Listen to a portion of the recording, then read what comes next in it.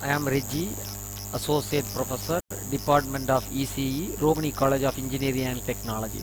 Today we are going to discuss about basics of semiconductor devices. In that we are going to discuss about bipolar. Completion students will be able to understand what is a BJT, what are the input and output characteristics for a transistor. Bipolar junction transistor. This constitutes a bipolar junction transistor, three alternately doped semiconductor in NPN and PNP configuration. As the word bipolar means, internal current is due to majority and minority carrier. A BJT is widely used as active device due to low cost construction, relatively high operating frequency, low noise performance, high power handling capability. The high power handling capacity is achieved through a special interdigital emitter based plate of planar structure.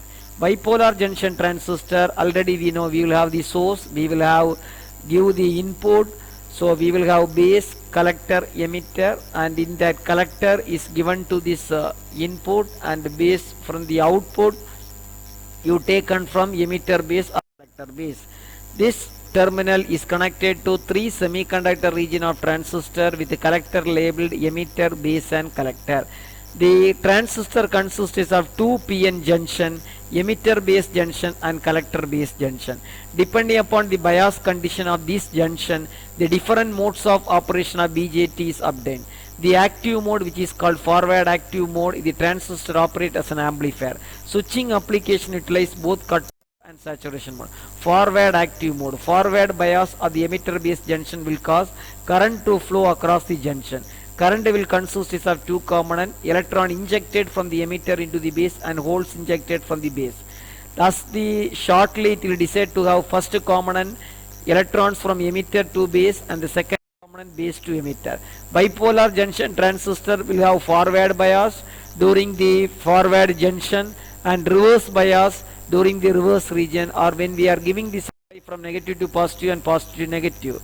The diffusion current due to holes in emitter is given by Jp diffusion is equal to Q dp dep e power dx, dp by dx.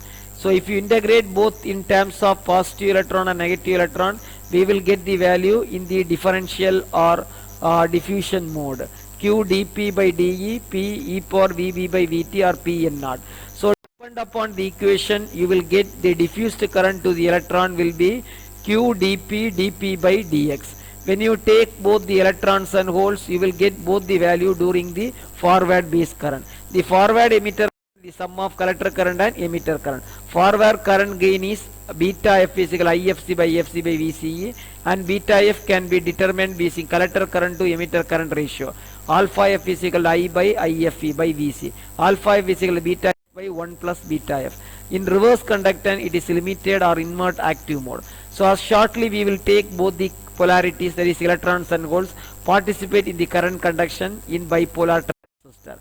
So the bipolar junction will have reverse bias, that is reverse bias junction will have both emitter base is reverse bias, majority charge carriers will be 0.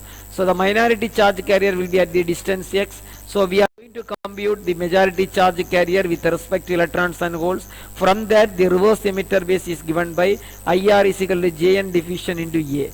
From that, we are going to compute the reverse bias current as well as the forward bias current, and we are going to compute the value in reverse collector current to reverse emitter current. So alpha r equal to beta r plus 1 plus beta r. From this, we can compute the maximum value. So here this bipolar junction transistor are suitable for RF application because of high RF frequency. Thank you.